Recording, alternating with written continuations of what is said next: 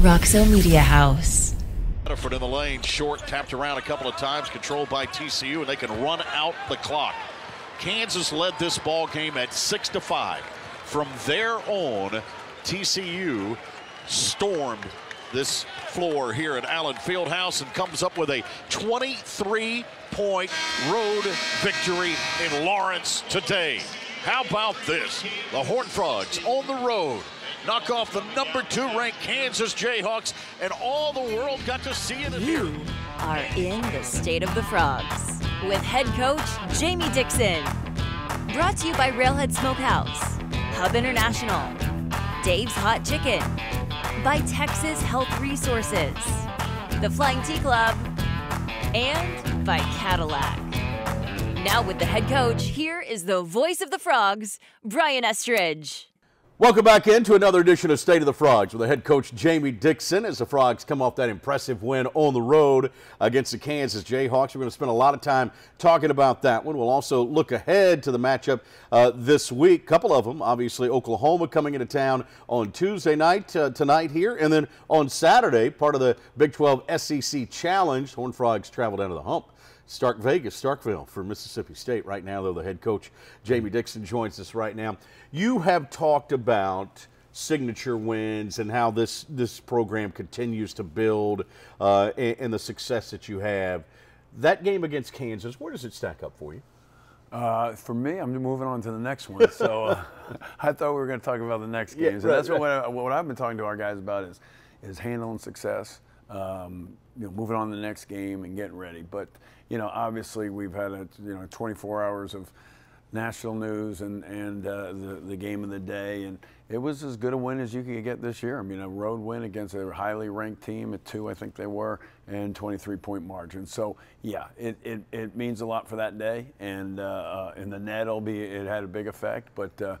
We got to move on and get ready. As far as ranking it, I'll let you do that. I was just excited about our bench. Yeah. That's what I felt. We hadn't been getting the production based on what I hadn't been using them in the right spots, and they were ready to go, and they stepped up. We told them before we needed them, and they lived up to it. I'm proud of them. Yeah, 39 points out of that bench against KU. You mentioned the 23-point victory, and everybody's going to look at the 83 points and the offensive effort.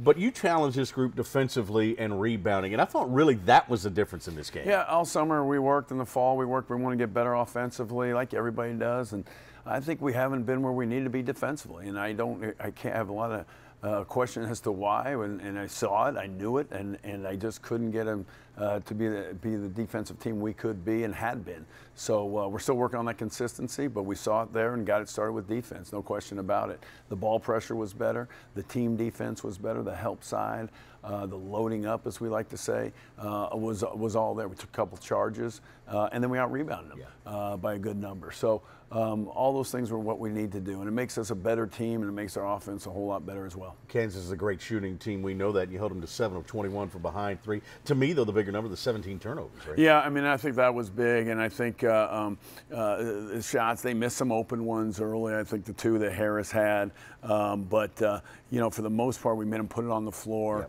Yep. And then again, the deflections, I think that was big for us. We got our number in deflections. We want to get 30 plus, and we certainly got that. So, it's a combination of things. So you're not going to just one category doesn't get it done. And we did a lot of good things, and wallops at the end, kept them off the foul line for the most part. Taking a couple charges, that changes games. We saw that against West Virginia. It changed game, and I thought for us it did too as well. Your team is so good in transition. They're good at finishing, and they do it with a smile on their face. You can tell they enjoy that. Well, we worked on. This summer with a lot of drills, we brought out a couple the other day too, just because I didn't feel we were as good converting in transition. And we really have worked on a lot of things. We've got rules, what we want to be, and 2-on-1. We broke down every situation: 2-on-1, 3-on-2, 4-on-3, 5-on-4. What we're looking for, and we've continued to do that all year long. And guys, it's so funny. You tell them, you ask them, you show them, hey, do you want to run? Everybody says they want to run. And then we show them clips of them running, and it's like, that's not running. I need Desmond Bain type running, and we need 5 of you guys to do it. One guy doesn't get his layups. 5 guys running gets us layups. You mentioned earlier the bench. Hade Wells with a terrific effort, 17 points for you off the bench. His best game as a Horn. Yeah, and I just think we haven't got him locked into that rotation, giving him minutes that he should be used to. And yeah, you're going to have some changes because guys are out and different things occur, foul trouble and different things. But I just think if we can get steady minutes for him, he'll be consistent for us. And he's gotten better defensively. Yeah. To his credit, he's gotten better. There was some need for improvement, and he's taken on the challenge, and we'll continue to hold him to it. It'll show up in the stat sheet to a degree, but Xavier Cork's impact in that game was huge. Yeah, no, I mean, he's not a big numbers guy as far as, and I say that, and he gets us about the same amount of points per minute as Eddie, and so we've got, and rebounding. Yes. They're very similar, you know, and, you know, they're just so different personality-wise. Eddie's very loquacious, and Xavier's very quiet, and, right. and but the production's there, but they're different styles of play. But we're getting good production out of both. And then we can play Jacoby in there too some. And we have Sully now who's back from an injury. So I think we can really throw different looks at that spot. And that's a good thing to have. You know, we've talked often about Kansas and the way they put runs together, first 4 minutes of a game, first 4 minutes of a second half. You know, the guy that I thought really set the tone for that, knew that it could happen and said, nah, it's not going to happen here today, was Damian Baugh. Yeah. At the beginning. I thought he came out of the block really Well, strong. he did. We scored on a couple of OBs with them. Yes. We worked on those a lot. We've been scoring well at the OBs, and then we didn't let them score on OBs, right. Which is one of their strengths. But he was, you know, steady. He didn't, you know, there's always going to be some times where he's going to, we got to live with a couple turnovers, but we got to take good shots all the way through. And the turnovers can't be like forced. They can't be predetermined. That's the ones I'm trying to keep from him. But he defends well for us. He's a good half-court defender, and he's really a heady player. Yeah. He really gets it, and he thinks the game, and he loves the game. He loves the game of basketball. He loves playing. He loves being in the gym, and those guys are fun to coach. And I know you're now going to call for consistency. You want that same kind of effort week in. Well, the week out. defense, and you know, efforts, I don't know quite the same word, but we got to find the way. So if we get in foul trouble, and we got to have somebody else that can step up and do that. We can't. We got to play somebody else because we can't. We're not going to lose it on the defensive end. And you know, 10 guys put their hands away when they get a couple on them, and so. You know, we've got the guys that can sustain it and different combinations that can do it, and we've got to use that. All right, right now, number 11 in the country of the Horned Frogs, 15-4 overall. Oklahoma coming up tonight, obviously, then Mississippi State on Saturday. We'll talk more with Coach Dixon about those matchups when we continue State of the Frogs after this timeout. The Hub Fort Worth family is a passionate, energetic team of insurance professionals that have the same common goal in mind: helping businesses and individuals protect their health, property, and financial well-being. Their objective is to maximize the options available to businesses, families, and individuals while helping you make the choices that suit each unique situation and challenge. Their clients look to them for guidance in navigating the cumbersome world of insurance and investments. Their experience and personal relationships combined with their creativity enables them to craft solutions that fit your specific circumstances. Their guiding principle is, don't tell me how much you know, just show me how much you care. Since their founding in 1966, they've enhanced their offerings to include a comprehensive range of services, including employee benefits, property and casualty, and personal lines insurance. Follow them and learn more on their social media pages. You can find them on Instagram, Facebook, and LinkedIn at Hub Fort Worth. State of the Frogs continues right now with the head coach Jamie Dixon coming by a little bit later on. We'll start to look ahead to what the week looks like. Gives us a chance, too, to get to know another member of the TCU basketball family. We try to do a player or coach, and this week Jamie McNeely, the assistant coach, kind enough to give us some time. I wanted to dive, by the way, he's got the Oklahoma Scout, so I'm not going to let him walk out of there without some info on what's going to happen tonight. But I wanted folks to get to know you a little bit, because one of the great things that I think you bring to the table is your international background. You played at New Orleans, but then you got involved with Team Canada and other things. I mean, it's hard to find a country you haven't been in as far as basketball is concerned. Give us some sense as to what that's like on the international side. Well, I mean, as you know, the game's growing, and so as it becomes a global game, I think just reaching out and being able to contact like international connects to get involved with players is important. and you're seeing it pop up, especially at the high major level, more and more now. And so, I mean, over 10 years of coaching in these international tournaments, you kind of meet all the people you need to meet as far as, you know, who's who overseas, and you get to know them. And I mean, it's important to have, because we're going to always be involved with the best players at that age group.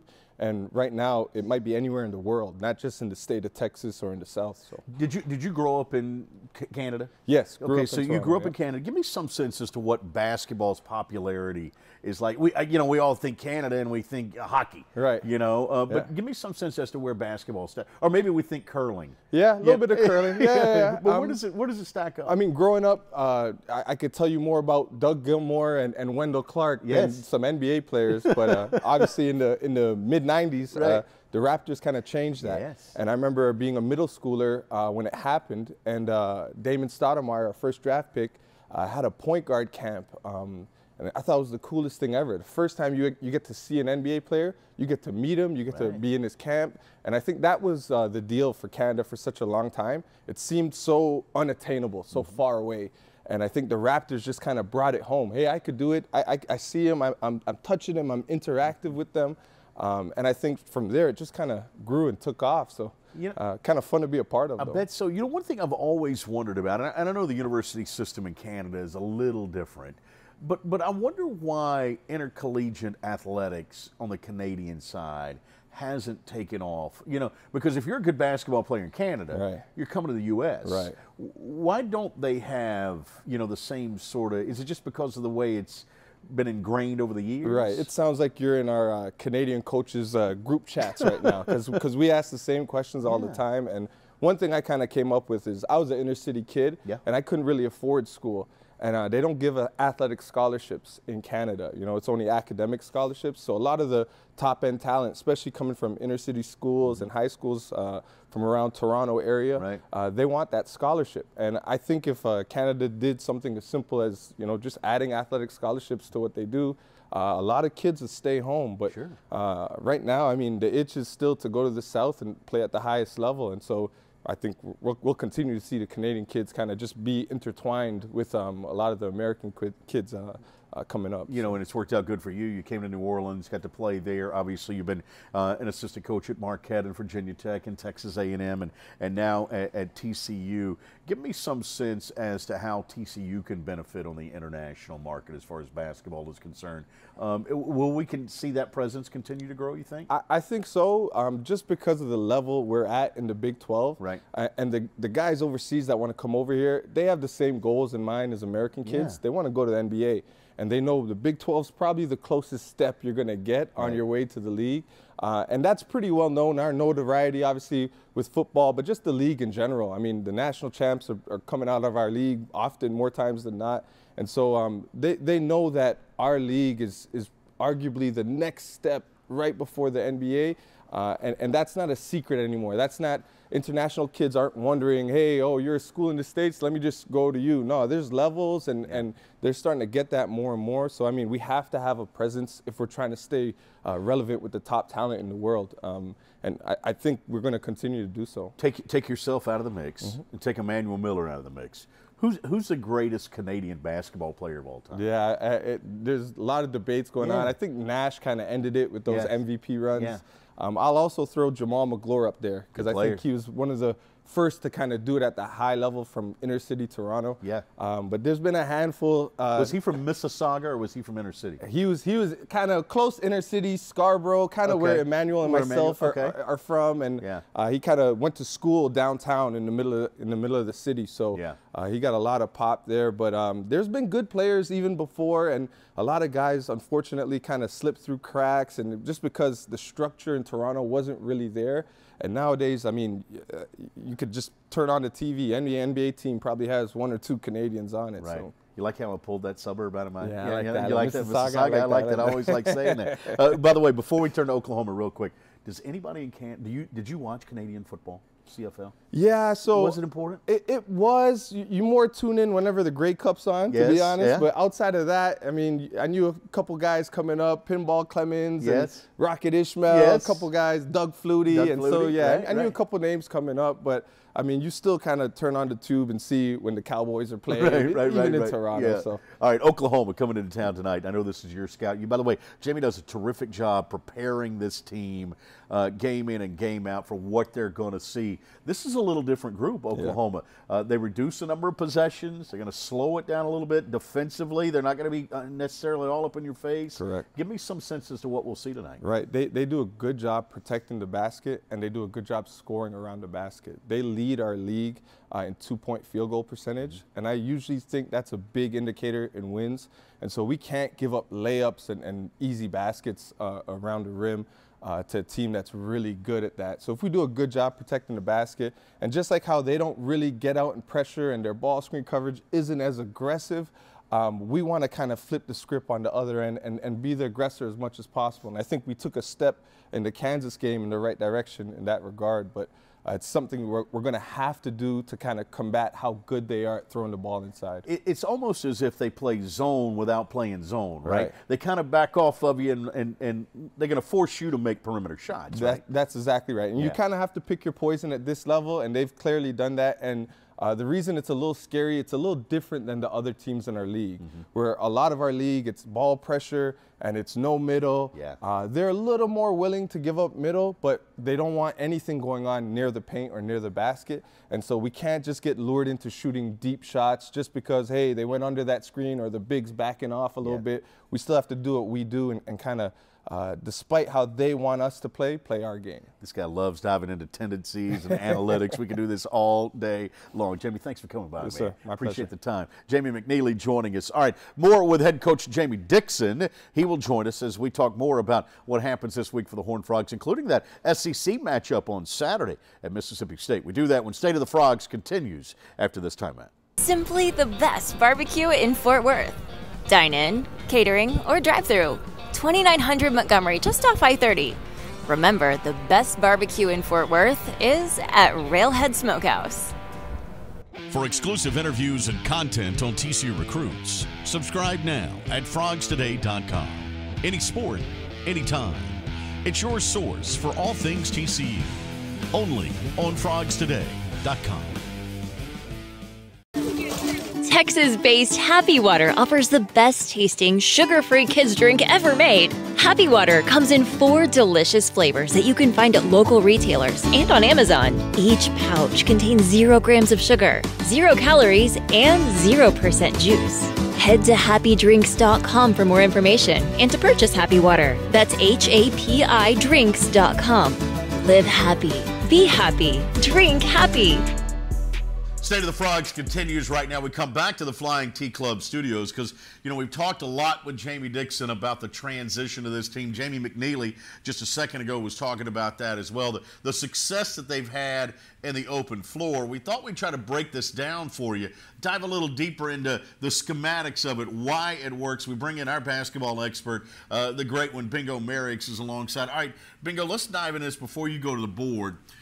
You were part of a good transition team at TCU with Billy Tubbs. This is a different kind of transition than that, though, right? Right, because with Billy Tubbs, he was more so shoot the ball if you're open, so to speak. So we had a lot of guys that could shoot the three-point real well, so we can run in transition. If you was open, shoot the ball in transition, which is not, I mean, it's common now because of Steph Curry, Klay Thompson, and everything, but more so I think with TCU, they're more so attack now. Right, this is get to the rim transition, and it's organized as well. It's not sort of willy-nilly. They know where they're supposed to be. To me, the key in transition is spacing on the floor. Exactly, I think you're right about that. I think the thing that the Frogs do well is when they get the ball, say they get the defensive rebound, they know to run the wings, run on the outside. They did a lot of practicing with that in this summer, and you can see it paying off when they play in the games now because the wings, as soon as Big Eddie or X get the rebound, they're out and running those wings. You know, that's a good point because we've talked before about how good of a passer Eddie is out of the post. But he and Xavier both are good passers in transition as well and pushing the ball up the floor, right? Right? They are because this is what they work on, right? And this is how they know how to get up the floor really fast. The guards, say, like Mike Miles and Damian Ball, they're taught to not take a step this way, to take a step towards where they're going. So when they're running out on the offensive end, they're looking like this, sort of like a receiver. Yes. So Eddie knows just to throw the ball up there, you see the ball catch, and they keep running. You know, the other thing that I'm impressed with is that second pass. because generally speaking, and here's a good look. This is K-State. This is TCU versus Kansas State, and the ball never touches the floor here. But it's that second pass, Bingo, that really makes or breaks a transition, it feels like. It really is, and I think that what's so good with them as well, when they make that second pass, they're already up the floor so fast, right, so quickly. So if they do not have something in that, they can either make another pass, or they're so good at the wing positions that they can break their defender down and get in the paint. I remember back when you played, and we talked about it with Billy Ball, that there would be multiple times a game when the ball wouldn't touch the floor. Exactly. That, to me, is the art of transition. If you can get it 90 feet without it touching the floor, you're effective, right? It really is. It was like a Picasso when you seen against Kansas State, how we did it.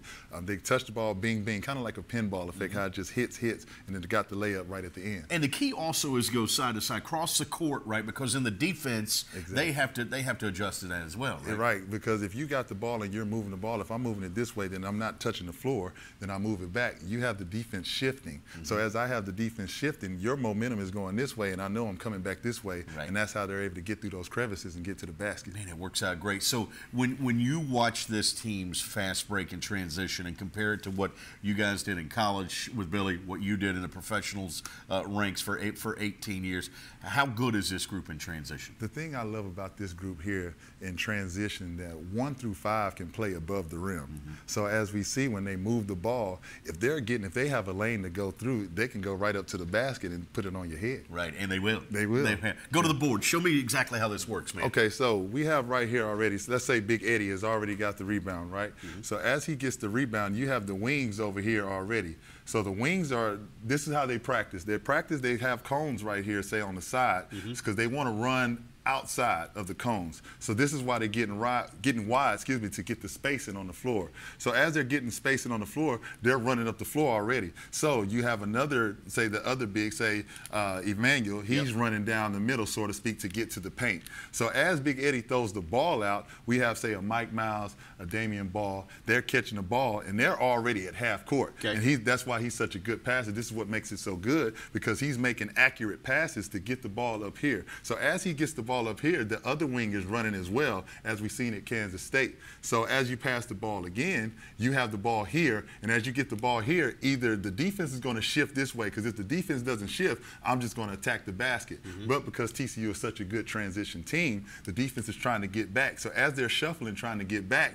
the defense is shift over here. You have this other forward that's already running as well. So as the ball is coming here, he's running up the floor here. So as the defense shifts here, then you pass the ball here. That's how you get a layup. All right, so once this pass is made, say this is Damian Ball, this is Mike Miles. Once this pass is made, what's Damian's job at that point? Is he still going attacking the rim, or do you worry about spacing with Emmanuel there? You're definitely worried about spacing. This is what makes TCU so good, because all 5 guys are athletic. Yeah. So when Damian catches the ball here, Emmanuel, he's already up the floor here, and he knows that if he doesn't get the ball here, he knows the space to the short corner to give him space, just in case Damian wants to attack. Because if Damian, he's such a good point guard as well, combo guard, if he doesn't have nothing here, he knows that Mike is open on this side. So we're shifting, and that's why the defense has to shift this way.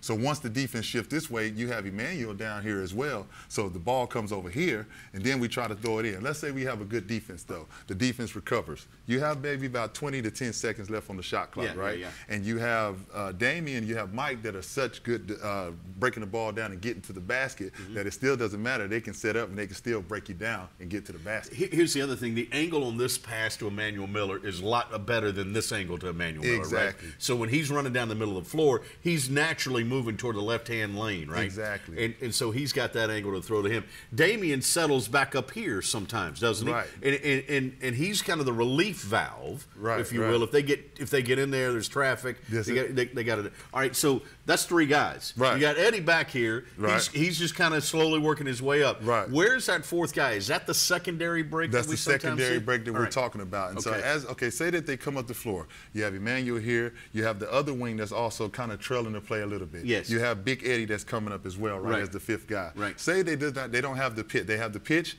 they have the pitch, and then they try to attack the paint. Okay. Say that they don't have that. That fifth guy that's coming up, of course, the other guy is filling the wing over here. So now you have a guy here down low, you have E-Man, and then you say you have Mike that didn't get the ball. To say that he does have the ball, he's coming down. Now we're all set up, and Big Eddie's coming up the rear as a trail. Now he's running that drag screen, and so that's how they run, and to come off the drag screen.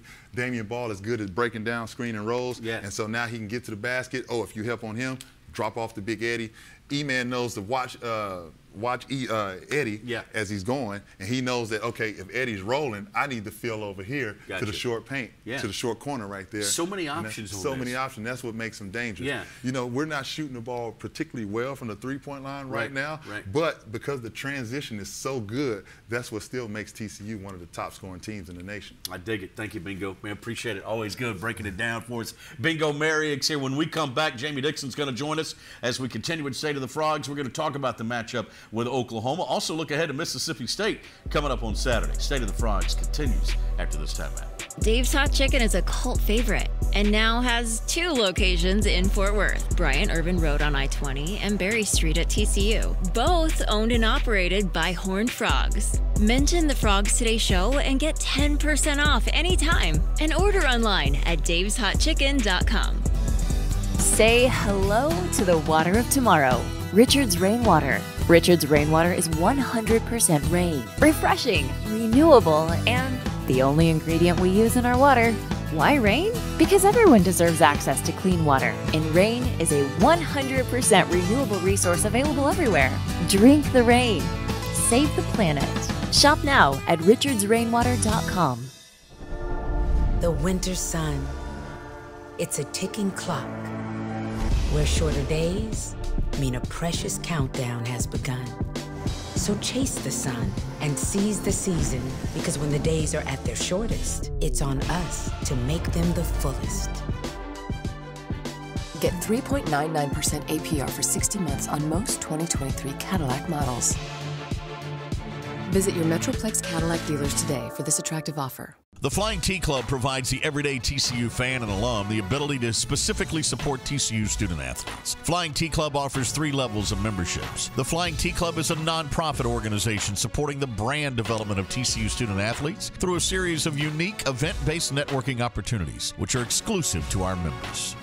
These events provide a great social engagement tool for our members and student athletes alike. Follow them on Instagram at Flying T Club or online at flyingtclub.com. Welcome back into State of the Frogs with the head coach Jamie Dixon as we talk now about what happens next for TCU. Good breakdown there earlier from Bingo Merrick. So you got the win against Kansas, and now you got to turn your attention real fast to tonight. Oklahoma in town. A lot of folks know the Sooners' history, coach. This is a team that's 11-8 overall. Every one of their games, it seems like, I think 6 of the last 7 have been 5 points or less. Yeah, team that's patient offensively, play a little bit defense differently, a little bit more, I guess softer would be the word, dropping in ball screens, not as aggressive, won't really try to pick you up or anything. So for those things kind of will lead to maybe a slower tempo, and then they like to run a lot of sets in the half court. So, you know, we got to understand that. We got to recognize that. We got to take our opportunities to run when we have the chance, but we also be able to grind it out and get some half court basketball in there on the offensive end. So we've had moments where we've been very good in those situations. We've got to sustain it. We've got to do it for 40 minutes. Yeah, they're 341. They're number 341 in total number of possessions, way down low. The thing I've noticed, not only do they take their time on the shot clock, they force opponents late into the shot clock as well. Yeah, I mean, they're not going to get overextended. They're not going to gamble. They're going to be in front of you. They're going to play soft on ball screens. And so it's just another different style that we tend to see in our league, and you adjust. And we have had a couple days to prepare, light on Sunday, I should say, and then Monday's practice. So we've got to get the ball inside, play inside and out. But we're going to have to drive the basketball, get it to get to the paint, get our touches in the half court, and get to the foul line, because their depth is something I think is concerning too. So we got to get to the free throw line. Yeah, talk about individual players for Oklahoma. Grant Sherfield's a good one, 17 points a game. Already dished out 60-plus assists. Well, they're shooting the basketball. They got guys. They're a skilled team. That's what they are. And you know, with every team and every you got some strengths and you got some weaknesses. And they've got guys that can shoot the basketball. They can space the floor, so there's a lot of room to play. And we've got to recognize that they can post up different guys at times who can pass out of it as well as make a play. So it's a good balanced offense, and they are hard to stop, and we've got to recognize that. One of those guys that I like, Tanner Groves. I mean, he's a consistent guy for about 10 points, 7 rebounds every day. It seems You're like. talking about older guys. Yeah. You know, I mean, he's a 6th year, I think, maybe 5th year guy, 5th year college basketball. Sherfield's at his 3rd school. Yeah. The other Groves, same thing. Hill's a kid we recruited. He's been there, I think, 4 years, so he's the same school guy. Yeah. Very few of them in our conference, but he gets some physicality down there. So they've got some guys that have played a lot of basketball, as everybody in our league does, and that's why they're a good team. Every game in the Big 12 is important, also vitally important to hold serve at home. Need a great crowd. Yeah, we do, and you know, obviously, you know, with Christmas and Thanksgiving, this is a challenge, and this team is good, and they've had some great wins, and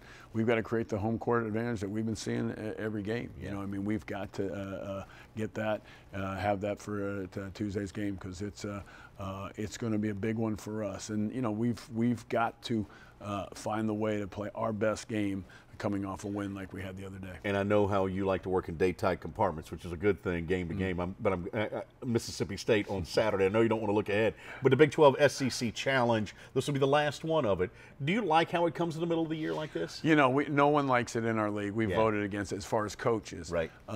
Because it's just the unbalance. We're going on the road. Somebody else is staying at home, you know, and so, but the timing of it, but we kind of own the day in college basketball. I see the value of it, but you know, we don't have everybody playing in it, or we won't have everybody, and they're not playing their best team. They take their best teams and bring it. So it's a challenge, but it's not really a challenge in a lot of ways too. So, but I think all in all, it's been good.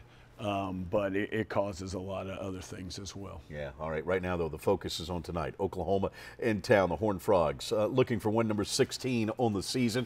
Come in as the number 11 team in the country after the win over Kansas. We'll be back with you next week with highlights of both OU and Mississippi State right here on State of the Frogs. For the head coach, Jamie Dixon, I'm Brian Estridge. Thanks for joining us this week. Until we see you again, have yourself a great week and go Frogs.